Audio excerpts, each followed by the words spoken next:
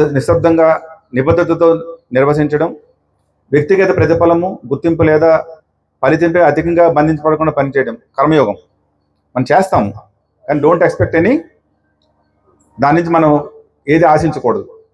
ఇందులో రెండు ముఖ్యమైన పదాలు ఉన్నాయి.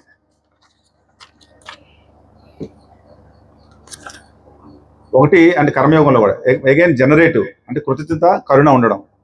మనకి ఏమీ లేదు అని ప్రతిరోజు ఆలోచిస్తే అసంతృప్తిగా ఉంటుంది. మనకి ఏది ఉంది అని గుర్తిస్తే గ్రాటిట్యూడ్, కృతజ్ఞత వస్తుంది. దీంట్లో ఒక ఇంపార్టెంట్ పాయింట్ చెప్తాను అదే డాక్టర్గా. మనం లేచిన దగ్గర నుంచి మన చేయూత కార్యక్రమం చేస్తున్నప్పుడు మనకు తెలియదు. ఉదయం లేచిన తర్వాత మనం కాళ్ళతో నడిచేస్తాము, చేతులతో పనులు చేసేస్తాము, కళ్ళుతో చూసేస్తాము, చెవులతో వినేస్తాము, అన్ని శరీరంలో తెలియకుండా బోల్డ్ అని ప్రక్రియలు జరిగిపోతూ ఉంటాయి. దేనికి గ్రాటిట్యూడ్ చెప్పుకోం. తల్లి గర్భంలో కేవలం 20 రోజుల్లోనే హార్ట్ బీట్ స్టార్ట్ అవుతుంది, చచ్చే వరకు హార్ట్ బీట్ కంటిన్యూ అవుతుంది. దాన్ని ఎవరు నడిపిస్తున్నారు? మనం తెలియకుండా ఊపిరి మనం తీసుకుంటున్నాము. అసలు ఊపిరి ఎవరు నడిపిస్తున్నారు? బ్లడ్ ఫ్లో అవుతుంది, ఏదైనా మిషన్ ఉందా లోపల? రోజుకి కొన్ని వేల లీటర్స్ ఆఫ్ బ్లడ్ మన సర్క్యులేట్ అవుతుంది. దానికి ఏదైనా మిషన్ ఉందా పంప్ చేయడానికి? చూడండి, మనకి తెలియకుండా ఉన్నాయి. సో లేచిన తర్వాత మనం ఫస్ట్ ఎవరు చెప్పుకోవాలి గ్రాటిట్యూడ్? ఈ దేహాన్ని ఇచ్చిన మన తల్లిదండ్రుల ముందు గ్రాటిట్యూడ్ చెప్పుకోవాలి, మన శరీరాన్ని ముందు గ్రాటిట్యూడ్ చెప్పుకోవాలి. ఈరోజు మనం బతుకున్నాం కాబట్టి ఈ రోజు మనం గ్రాటిట్యూడ్ చెప్పుకోవాలి. So gratitude is more important. కృతజ్ఞతతో మనం ఇప్పుడు కూడా మనం ఉండాలన్నమాట. కుటుంబం ఉంది, స్నేహితులు ఉన్నారు, ఆరోగ్యం ఉంది, జీవించడానికి అవకాశం ఉంది, సేవ చేయడానికి అవకాశం ఉంది. ఇవి గుర్తించడం కూడా ఒక ఆజీవన సాధనే. ప్రతి మనిషి కూడా ఇవన్నీ మనకు అన్ని దేవుడు ఇచ్చాడు, అన్నీ మనం ఉన్నాయని అనుకుంటాము. కానీ రియల్ లైఫ్లో ఏమవుతుందంటే మనం గుర్తించాం ఇంత బ్యాక్గ్రౌండ్లో మనకు జరుగుతుందని. సెకండ్ వన్ ఈజ్ క్రియేటివిటీ, సృజనాత్మకత.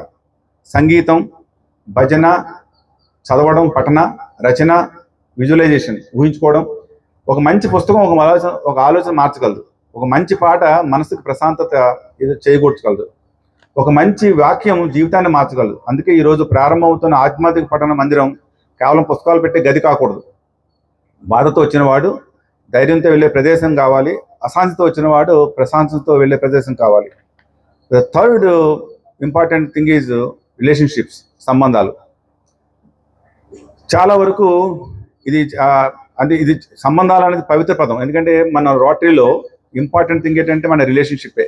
ఈరోజు మనం డైవర్సిఫైడ్ పీపుల్, డైవర్సిఫైడ్ వొకేషన్స్లో ఉన్న వాళ్ళంతా కలిసి ఒక దగ్గర మనం ల్యాండ్ అయ్యామంటే ఇది all because of our relationship.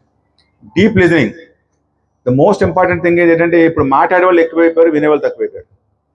So మనిషికి వినడం, ఈ రోజులో మాట్లాడే వాళ్ళు ఎక్కువ, వినేవాళ్ళు తక్కువైపోయారు. సో కొన్నిసార్లు బాధలతో ఉన్న వ్యక్తికి మనం సొల్యూషన్ ఇవ్వాల్సిన అవసరం ఉండదు.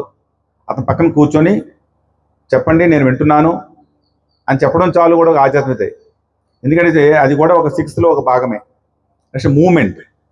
శరీరం ద్వారా మనసుకు ప్రశాంతత రావాలంటే యోగా, నడక, బ్రీదింగ్ ప్రాక్టీస్